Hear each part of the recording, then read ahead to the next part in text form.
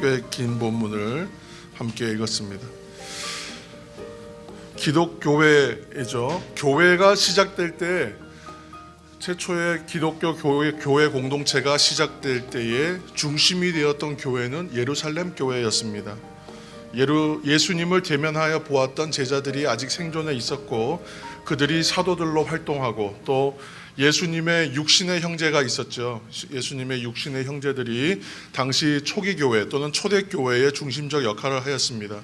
우리가 지금 로마서 15장, 14장 이런 본문들은 우리가 얼마 전에도 함께 읽었던 본문입니다. 우리가 그때 헬라파 유대인, 히브리파 유대인 구제에 대한 이야기 할 때에 여러분 그 이야기들을 잘 아실 것입니다.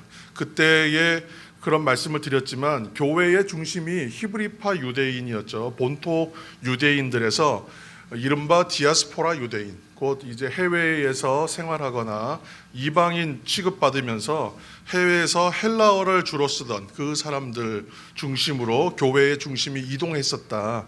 그래서 예루살렘 교회에서 이방 지역 교회로 그리고 최종적으로는 로마 교회로 그렇게 선교와 어떤 교회의 중심지가 바뀌어갑니다. 옮겨갑니다. 한마디로 예루살렘 교회 중심에서 로마 교회 중심으로 변화된 것이죠. 근데 이러한 변화의 중심에 지대한 역할을 영향력을 준 사람은 사도 바울입니다. 사도 바울의 전도의 역할이 그렇게 중대한 변화를 이끌어냈죠.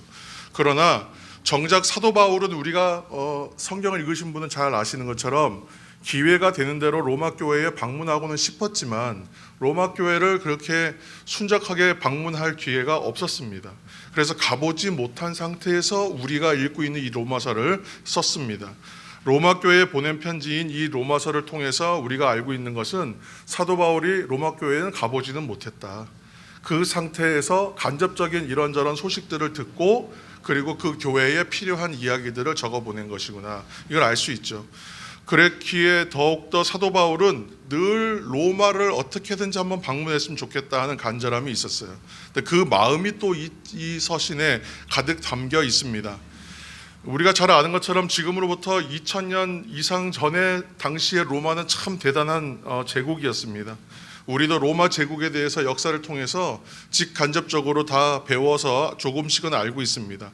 우리 옛말에도 말을 낳으면 제주도로, 사람을 낳으면 어디로요? 대구로 서울로 보내라는 얘기가 있는데 사실 뭐 요즘은 제주도 한 달 살기 뭐 이래가지고 제주도 사는 것이 아주 열풍입니다. 제주도 여행을 어떻게 해도 제주도 가고 싶고 제주도에 살아보고 싶고 그렇게 해서 많이 선호하지만 그래도 여전히 모든 인구가 몰리고 물류와 어떤 학문과 모든 것이 집중되는 지역은 여전히 서울과 수도권입니다. 왜냐하면 서울을 중심으로 한 수도권에 문화, 교육, 경제 뭐 할 것 없이 중요한 부분이 다 그곳에 몰려 있기 때문에 그렇죠. 그래서 2000여 년 전에 그러면 로마는 어느 정도였겠습니까? 한마디로 정의가 되는데 모든 길은 로마로 통한다라는 말이 이건 한참 후대에 나온 이야기지만 모든 길은 로마로 통한다는 말처럼 로마는 2000년 전 당시 세계의 중심입니다. 그래서 곧 군사, 정치, 경제, 문화, 학문의 중심지였습니다. 그래서 자타공인 세계 최강국이요 세계의 중심에 살고 있는 로마 사람들은 자신들이 전 세계의 중심이고 전 세계에서 최고라는 자부심이 어느 시대보다 더 강했습니다. 당연히 당시에 로마 교회를 이루고 있었던 구성하고 있었던 로마 교인들은 또 어떻겠습니까? 그들도 학문과 지성과 교양이 그 당시 세계에서 가장 높은 수준의 사람들이 모여 있었던 거죠. 그렇기 때문에 그들을 향해서 바울이 쓴 로마서는 매우 논리적이고 매우 신학적이고 매우 체계적인 그런 깊은 내용을 담고 있는 편지라고 할 수 있습니다. 그래서 로마서는 유대인의 구원과 이방인의 구원 이런 문제도 다루고 있고 또 복음과 율법의 관계 이런 복잡한 문제들도 다루고 있습니다. 그런데 이렇게 어렵고 좀 복잡하고 좀 깊은 내용만 다루느냐 그것이 아니라 우리가 일상생활에서 어떤 부딪히거나 생기는 문제, 의문에 대한 것들도 설명하고 있어요. 일명 실천적인 문제들이에요. 실천 윤리들. 근데 왜 이런 얘기를 하는가? 항상 우리가 드리는 얘기지만 교회가 크냐 작냐의 싸움은 아니잖아요. 항상 잘 아시죠? 어느 교회나 문제는 비슷해요. 사람이 사는 지역에서 일어나는 일들은 비슷해요. 생활의 수준과 생활의 방식은 다르다 할지라도 일어나는 일들은 사뭇 다 비슷하다는 거예요. 한 가지 예를 들자면 지금 성경에 나오는 이야기들은 로마서 이제 14장 한 장 전체를 통틀어서 설명하고 있는 내용은 한 가지예요. 믿음이 강한 사람과 약한 사람의 갈등의 문제. 믿음이 강한 사람과 약한 사람. 바울은 이 문제를 로마서 14장 한 장 전체를 통해 설명하는데 이걸 읽어보면 14장 읽어보시면 이게 어려운 얘기인가? 이게 그렇게 힘든 얘기인가? 싶은 마음이 들 정도예요. 이렇게 큰 분량을 할애해서 이렇게까지 다뤄야 되나 싶은 마음이 듭니다. 그런데 제가 여러 번 말씀드리는 것처럼 또 아까도 말씀드렸지만 사람 사는 곳에서 일어나는 문제는 비슷하다는 거예요. 그래서 신앙생활 하다 보면 이렇게 사소해 보이는 문제, 시시비비가 그렇게 어려워 보이지 않는 문제로도 갈등이 일어나는구나. 이것으로 문제가 생기기 때문에 이거를 다뤘구나. 이런 사소해 보이는 문제가 신앙의 본질을 앞서서 그들이 드러나 이것이 교회 공동체를 심각하게 흔드는 문제가 될 때가 많다는 거예요. 로마서 14장 2절 우리 한 절 읽어보겠습니다. 로마서 14장 2절 어떤 사람은 모든 것을 먹을 만한 믿음이 있고 믿음이 연약한 자는 채소만 먹느니라. 로마 교회에서는 믿음이 강한 사람과 약한 사람을 구분하는 기준이 그러면 뭐에 있었냐? 음식 먹는 태도. 어떻게 음식을 먹느냐? 음식을 어떻게 가려 먹느냐? 음식에 대한 태도에 있었다는 거예요. 믿음이 강한 사람은 어떤 음식이나 다 먹어요. 저도 어떤 음식이나 다 먹습니다. 믿음이 강한 사람은 뭐든지 다 먹어요. 근데 약한 사람은 어떻게 해요? 가려서 먹었다는 이야기잖아요. 한마디로 말하면 14절 우리 2절 말씀 읽었는데 믿음이 약한 사람은 채소만 먹었다. 채식주의자였구나. 이렇게 먼저 생각할 수 있어요. 근데 14장 21절을 여러분 한번 눈으로 보시면 책을 펴신 분들은 그들은 채소만 먹었느냐? 그렇게 따지면 더 들어가 보니까 고기도 먹지 않고 술도 마시지 않았다. 술을 마시지 않는 이유는 오늘날에도 그 의미들을 좀 다 이해하기 때문에 설명이 별로 필요 없을 것 같아요. 그런데 고기를 먹지 않았다는 사실은 좀 생각해 봐야 됩니다.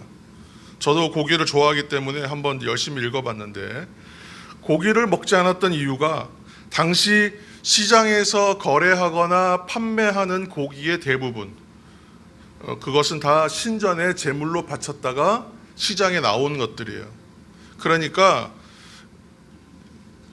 그 고기를 부정한 음식으로 보았던 거예요. 율법적으로 판단한 겁니다. 그러면 또 생각해 봐야 되는데 그러면 그 반대에 그 당시에 술을 마시거나 고기 먹는 사람은 모두 잘못된 것인가 하는 것이죠. 고린도전서 8장 4절 말씀 우리가 한 절 읽겠습니다. 고린도전서 8장 4절 그러므로 우상의 제물을 먹는 일에 대하여는 우리가 우상을 세상에 아무것도 아니며 또한 하나님은 한 분밖에 없는 줄 아노라. 아멘. 결론을 먼저 말하면 그렇지 않다. 그렇다고 보면 안 된다. 예요. 사도 바울은 우상 앞에 놓였던 제물로 쓰였던 음식, 주로 고기입니다. 그것에 대하여 이렇게 언급했어요. 우상 자체가 이 세상에 존재하지 않는다. 인정하지 않습니다. 우상 자체를. 존재하지 않는 신이다. 그러므로 우상 앞에 놓였던 고기라 하더라도 그것은 그냥 고기일 뿐이다. 그렇게 해석한 거예요. 그러므로 시장에서 파는 고기 먹는다고 해서 그것이 우상 숭배라고 말할 수 있느냐? 아니다. 그렇게 정의했어요. 그래서 사도 바울은 로마서 14장에서 아무것도 가리지 않고 먹는 사람은 하나님께 감사하면서 먹는 것이기 때문에 문제될 것이 없다. 이렇게 해석해 준 거예요. 14장 6절 로마서 함께 읽겠습니다. 나를 중히 여기는 자도 주를 위하여 중히 여기고 먹는 자도 주를 위하여 먹으니 이는 하나님께 감사함이요 먹지 않는 자도 주를 위하여 먹지 아니하며 하나님께 감사하느니라. 아멘. 우리가 이 말씀을 가지고도 우리가 이미 한번 주일의 은혜를 나눴습니다. 그래서 오직 주를 위하여 감사함으로 그렇게 우리가 나눴잖아요. 여기에서 판단하는 기준이 되는 것은 중요점이 어디에 있냐? 모든 일을 할 때에 주님을 위하여 하면 된다는 거예요. 주님을 위하여 하고 감사하는 마음으로 하면 된다는 거예요. 사도 바울은 복음을 위해서, 그러니까 주님을 위해서라면 자신에게 주어져 있는 당연한 권리, 내가 주장할 수 있는 자신의 권리도 포기할 수 있다라고 늘 고백했잖아요. 그러니까 믿음이 약한 사람이 나의 행동으로 인해서 시험 들면 안 되는 거예요. 그 기준은 있어요. 그렇지만 나머지 일들에 대해서는 어떻게 해요? 주를 위하여 하는 일에서는 문제가 없다는 거예요. 14장 21절 말씀 우리가 읽어보겠습니다. 새 한글 성경입니다. 고기를 먹지 않고 포도주를 마시지 않는 것이 좋습니다. 그 밖에도 그대의 형제 자매가 부딪혀 넘어질 만한 일은 하지 않는 것이 좋습니다. 아멘. 그런 기준에서 먹지 않으면 좋겠다라는 거예요. 바울이 지금 생각하는 건 그러면 음식 문제가 아니죠. 음식은 상관이 없어요. 음식 자체가 우상 숭배니 그렇게 말할 수 없다는 거예요. 그가 말하고 싶은 것은 이런 문제들에 대하여 성도들이 알아서 판단했으면 좋겠다는 거예요. 알아서 판단해라. 중요한 건 뭐예요? 이것으로 인하여 누군가가 상처받고 누군가가 시험 들고 누군가가 분쟁이 생긴다면 이 일은 해야 됩니까? 하지 말아야 됩니까? 피해야 되는 문제. 절제해야 되는 거죠. 그래서 중요한 건 관계라는 거예요. 공동체로서 성도들 간의 관계가 중요하다. 무엇보다 교회, 신앙 공동체를 세우는 건 성도들이 서로를 향하여 어떠한 태도를 갖는가가 중요하기 때문에 그렇습니다. 오늘 이 이야기가 우리의 오늘 얘기의 핵심입니다. 그래서 나와는요 다른 가치관 가진 사람들이 왜 없겠습니까? 그렇죠? 달라요, 생각이. 그렇지만 나와 다른 선택을 한다고 해서 다른 형제나 자매에 대하여, 지금 제가 호칭을 뭐라고 했냐면 형제와 자매라고 했어요. 나의 형제와 자매예요. 생각이 다르고 가치가 다르고 판단이 다르고 주장이 다르다고 해서 그가 원수냐? 아니거든요. 형제요, 자매예요. 그러니까 예를 들어서 음식 먹는 문제나 절기를 지키는 문제, 누구는 절기를 지켜야 된다, 아니다, 이런 문제들로 인하여 비난하거나 시험에 들어서는 안 되겠다라고 권면하고 있는 이야기입니다. 우리 로마서 14장 3절 말씀 한 절 읽겠습니다. 먹는 자는 먹지 않는 자를 업신 여기지 말고 먹지 않는 자는 먹는 자를 비판하지 말라. 이는 하나님이 그를 받으셨음이라. 아멘. 주 안에서 형제요 자매이니 누구는 먹는다, 누구는 먹지 않는다, 이런 것으로 얘기하지 마라. 이렇게 말씀하고 있는 것입니다. 그리고 사도 바울은 오늘 주일의 본문입니다. 15장 1절 거기서 구체적으로 권고해요. 믿음이 강한 우리는 마땅히 누구요? 믿음이 약한 자의 무엇을? 약점을 감당하는 거예요. 그리고 자기를 기쁘게 하지 아니할 것이라. 자기가 좋다고 해서 주장하지 않는다. 이렇게 차이와 다름을 인정하고 극복할 때 공동체의 평화가 유지된다. 이것이 중요합니다. 그렇게 이야기하고 있는 것입니다. 이제 무슨 말씀인지는 잘 알겠죠, 그렇죠? 여기까지 우리는 어려움 없어요. 그러니까 여러분 설교 말씀 들을 때에 이해하지 못하는 부분이 있어서 어렵진 않았잖아요. 물론 제가 가끔 쉬운 얘기 어렵게 하기 때문에 여러분 어려울 수 있어요. 그러나 자꾸 반복해서 들으십시오 하는 이야기는 한 번, 두 번 정도 들으시면, 뭐 많으면 세 번 정도 들으시면 제가 나누는 말씀 가운데 모르는 말씀은 없으세요, 여러분. 있을 수가 없어요. 그런데 이것은 무슨 말씀인지 알겠는데 진짜 문제는 뭐냐 하면 이 권면과 가르침대로 사는 게 어려워요. 이게 문제예요. 바울 사도의 권면과 가르침대로 사람과 사람 사이의 이 차이들은 작은 것이다. 우리가 이성으로 판단되거든요. 큰 거 아니야. 큰 문제 아니다. 그런데 이 차이를 뛰어넘는 게 어렵다. 이것을 그냥 인정하고 신앙생활하는 게 힘들다. 이게 문제지. 어느 날 잠을 자는데 뭐 여러분 그런 경험 있으실 것 같아요. 자려고 하는데 평소 같으면 신경 안 썼는데 무슨 소리가 들려. 조그만 소리가. 근데 이 소리가 귀에 들어왔어요. 그러니까 우리 알잖아요, 이제. 이게 그냥 인식이 안 되고 생각하지 않았을 때는 괜찮은데 한번 이것이 귀에 들어와서 인식이 되기 시작하면 거슬리는 거예요. 그러면 잠 다 잔 겁니다. 아이고야, 잠은 다 잤다. 여러분 그런 때가 있지 않으세요? 또 책을 읽고 있었어요. 잘 읽고 있었어요. 한 30분 이상 집중해서 아주 책을 추수 잘 읽고 있었어요. 그런데 어디서 멀리서 공사하는 소리 쿵쿵쿵쿵 나기 시작해요. 근데 처음에는 그냥 외면했어요. 그냥 열심히 읽었어요. 근데 점점점 이 소리가 귀에 들어오면 책 읽는 거 끝났습니다. 다른 걸로 어떻게 할 수가 없어요. 음악을 크게 틀어도 안 되고 방법이 없어요. 깨진 거예요. 그 시간의 평화가. 내 내면의 평화가 무너져요. 마찬가지로 사람 간의 차이라고 하는 것은 굉장히 작아 보이는 것 같고 사소한 것 같아요. 우리가 로마서 읽으면서 이렇게 사소한 문제 가지고 이렇게 큰 분량을 할애해야 하나? 왜 그랬겠습니까? 그만큼 차이는 작은 것이지만 극복하기가 어렵더라. 그 이야기를 하고 있는 거예요. 우리 지금 교회 안에서만이 아니라 여러분 가족 안에서도 서로 좋아하는 취향이 다르잖아요. 옷 입는 문제로 엄마하고 자녀하고 맨날 싸워요. 옷 입는 문제로. 밥 먹는 문제로 맨날 싸워요. 그냥 주는 대로 좀 먹어라. 맨날 싸워요. 한 교회만이 아니라 한 가족 안에서도 서로 좋아하는 취향은 다릅니다. 특히나 오늘날 대한민국에서 가장 큰 문제는 뭐예요? 정치적인 입장의 차이가 다르다. 저는 강단에서는 정치 이야기는 하지 않겠다고 말씀드렸어요. 다만 예를 드는 거예요. 어떤 사람은 보수적이고 어떤 사람은 진보적이에요. 그래서 서로를 향하여 너는 우파 너는 좌파 얘기할 수 있습니다. 그런데 이것이 부모 자식 간에도 부부 사이에도요 존재해요. 근데 이 차이를 여러분 해결할 수 있어요? 이거 어떻게 할 수가 없어요. 갑자기 진보였던 사람이 보수적이 되고 보수적이 된 사람이 진보적으로 하루아침에 바뀌지 않습니다. 이 차이는 어쩔 수 없는 거예요.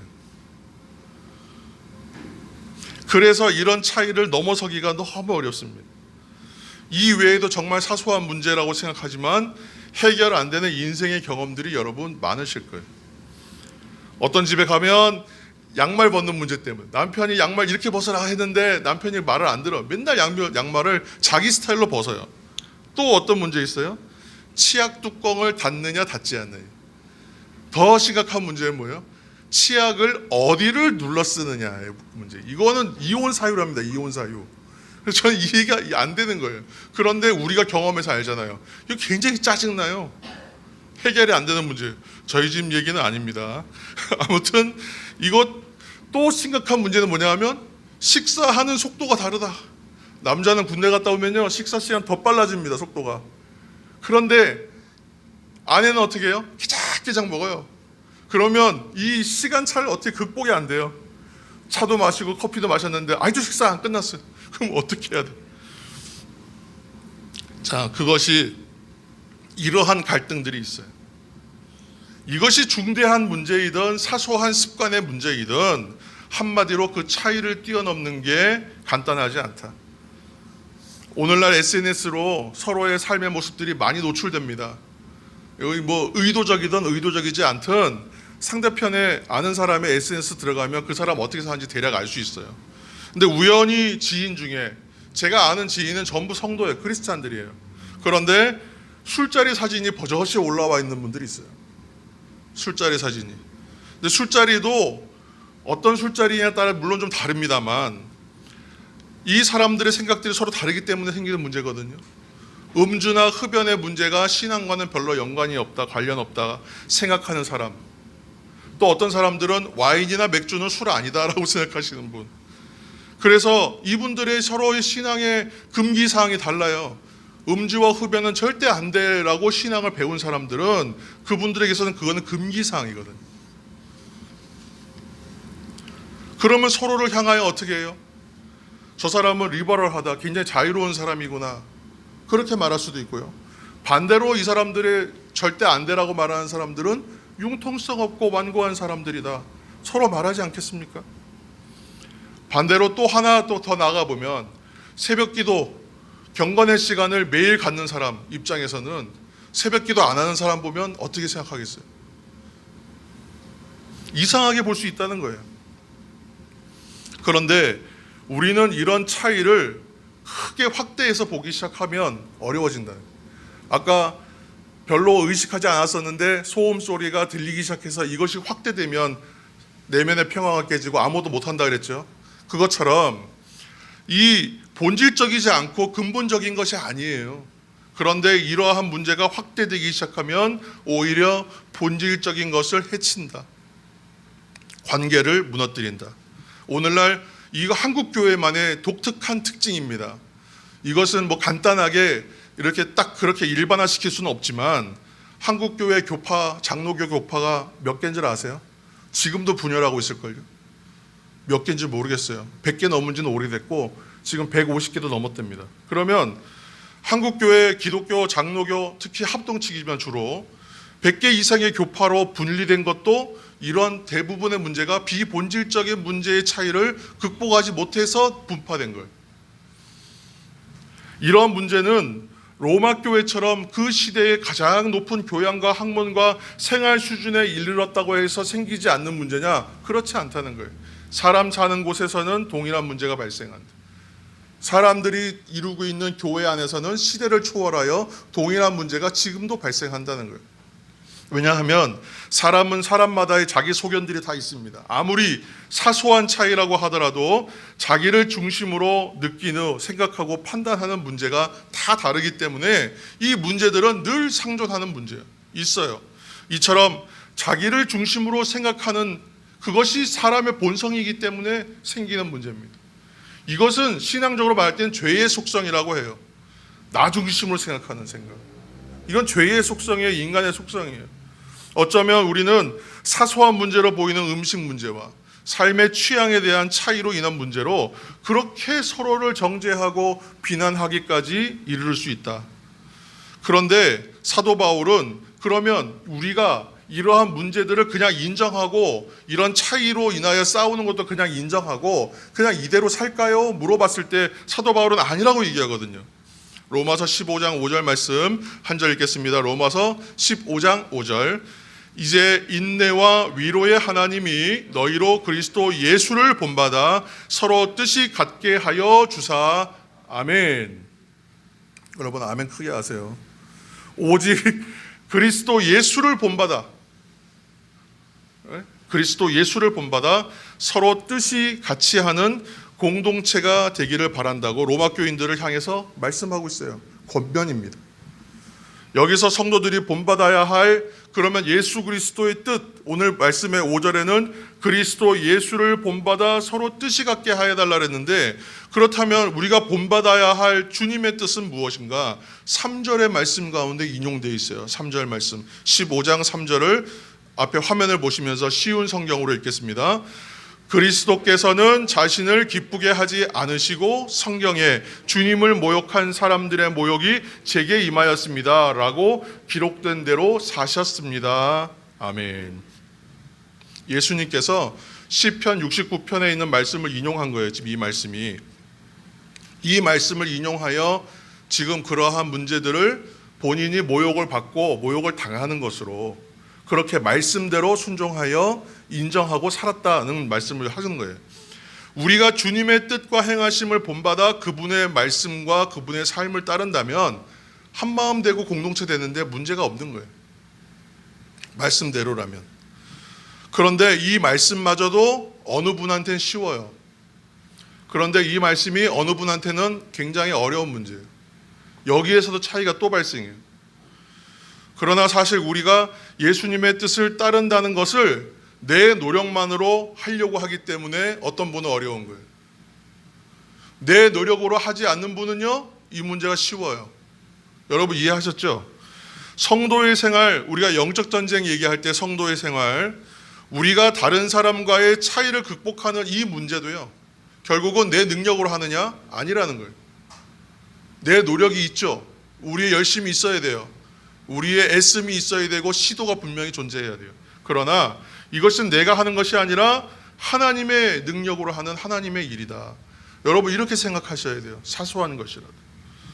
이 모든 일들이 성령께서 도우실 때 쉬워지고 가능해져요. 우리가 예수 그리스도를 본받아 한 마음이 된다는 거 사람의 생각으로 쉽게 되지 않는 것입니다. 성령의 도우심과 일과 그의 일로 해야만 가능해져요. 성령의 도움으로 하나님의 은혜로 말미암아 같이 일하는 것이 더 편해요.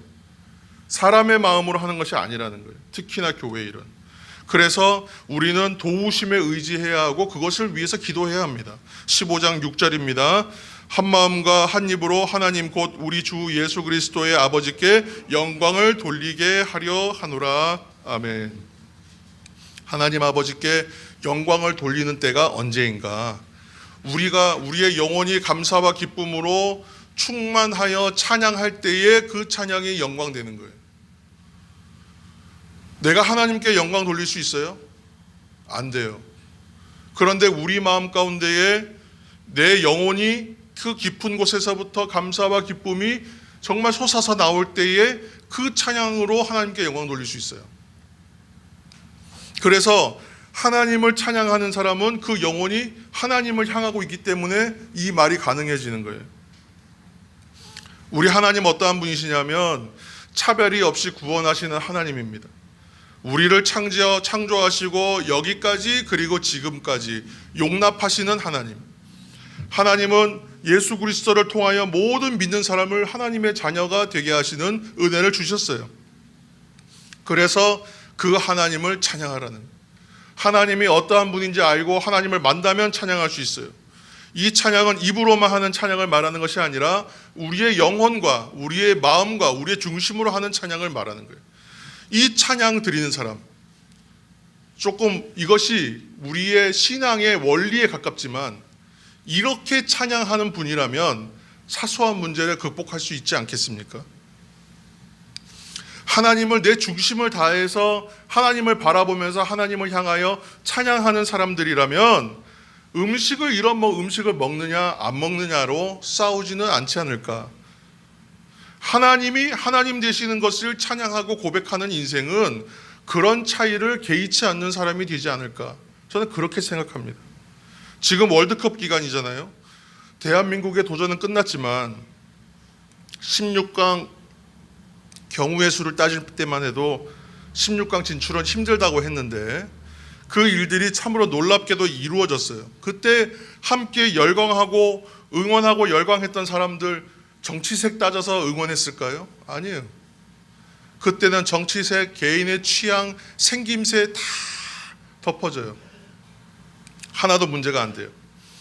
남녀노소를 다 떠나서 그냥 다 함께 하는 거예요. 그렇다면 그 사람들도 그렇게 하는데 하나님을 찬양하는 사람은 어떠해야 되겠는가 생각할 수 있지 않겠습니까? 오늘 로마서 본문 말씀에 보면 6절, 7절, 9절, 11절 말씀 보시면 찬양 영광 이런 얘기가 계속 반복해 나와요. 이게 무슨 이유인가? 하나님을 내 영으로 찬양하고 영광됨을 기쁨으로 찬양하고 그렇게 하는 때에 모든 차이와 다툼의 벽들은 무너질 수 있다라고 말하는 거예요. 하나님을 정말 찬양하고 영광 돌리는 인생은 이러한 문제들 앞에서 초연할 수 있다는 거예요. 이 사람들이 강한 사람들이죠. 우리가 경험하는 찬양과 영광의 충만함은 월드컵의 열기랑은 다른 거예요. 월드컵의 열기가 아무리 뜨거워도 그것은 일시적인 거예요. 그 열기가 지나가고 나면 본래의 색상들은 다 드러나요. 다시 본래의 모습이 다 드러나요. 갈등은 다시 시작되고. 그러나 우리가 지금 말하는 찬양 돌리고 영광 돌리는 것은 우리의 신앙 고백이기 때문에 이 감동과 열정이 다릅니다. 성도의 신앙 고백은 분명한 대상이 있고 분명한 이해가 있고 분명한 이유가 있어요. 오늘 우리가 만나는 하나님은 어떠한 분인가? 우리 로마서 15장 13절 개역 개정으로 함께 읽겠습니다. 소망의 하나님이 모든 기쁨과 평강을 믿음 안에서 너희에게 충만하게 하사 성령의 능력으로 소망이 넘치게 하시기를 원하노라. 아멘. 한 번에 잘 들어오지 않죠? 새 한글 성경으로 다시 한번 읽습니다. 여러분이 그분을 믿을 때에 희망의 하나님이 여러분을 모든 기쁨과 평화로 가득하게 해주시기를 빕니다. 그리하여 여러분이 성령의 능력 안에서 희망으로 차고 넘치기를 빕니다. 아멘. 오늘 말씀대로 믿음의 성도는 성령 안에서, 지금 믿음의 성도라고 했습니다. 믿음 위에 서 있는 성도예요. 이 성도들은 성령 안에서 성령의 능력으로 내가 알지 못하고 깨닫지 못했던 것을 알아가는 거예요. 지금 성도들은 그 인생이죠. 그래서 하나님의 영광을 찬양하고 성령 안에서 구원의 소망, 천국의 소망, 영생에 대한 소망이 더 충만해져 가는 거예요. 이것이 소망이 소망되어 가는 거예요. 내가 믿음에 서서 성령 안에서 성도 되어 갈수록 그 소망은 더 깊어져 가요. 그리고 이것이 충만입니다. 충만은 나 한 사람 만족시키는 것으로 끝나는 것이 아니라 차고 채워져서 넘쳐나요. 지금 소망이 넘치게 하시기를 원하노라. 희망으로 차고 넘치기를 바라노라. 이렇게 말하는 이유는 그것이 나로 인하여 채워지고 이 충만함이 나를 차고 넘쳐요. 그래서 이것이 영향을 미쳐요. 이러한 충만함에 이르를 때에 우리가 바라보는 시각이 달라져서 내가 지금 함께하고 있는 사람을 바라보는 눈이 달라집니다. 이때에 우리는 비로소 우리와 함께하고 있는 사람들을 새롭게 볼 수가 있습니다. 우리는 서로에게 존재하는 차이와 다툼을 정말 사소한 것으로 여길 수 있어요.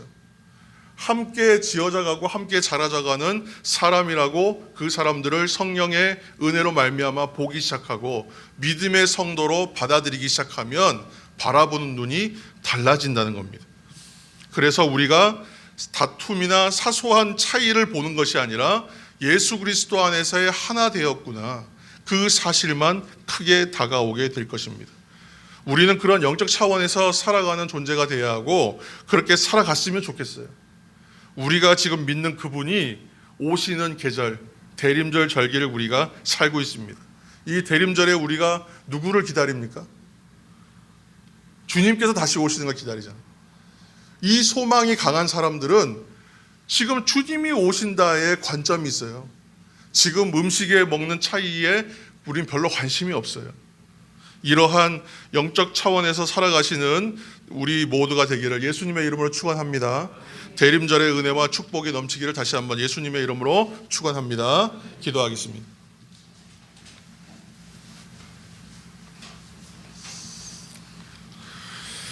사랑의 하나님 감사합니다. 믿음 안에서 성령의 능력으로 주님이 주시는 기쁨과 그 소망의 기쁨으로 하나님을 찬양하고 영광 돌리는 성도가 되어서 우리의 모든 차이, 세상 사람들은 감당하기 힘들고 그 간격을 좁힐 수가 없는 차이와 다름을 우리는 뛰어넘고 사소한 것으로 여기며 아버지 하나님의 오심에 대하여 집중하며 내가 찾아야 할 본질과 참 의미에 집중하며 살아가는 성도들이 될 수 있도록 우리 가운데 함께하여 주옵소서. 믿음 안에서 성령의 능력으로 승리하며 영광 돌리는 성도들의 삶이 되게 도와주시옵소서. 우리 공동체가 그렇게 깊어져 가게 도와주시옵소서. 대림절의 은혜가 우리 가운데 충만하게 임하여 주옵소서. 예수님의 이름으로 기도합니다. 아멘.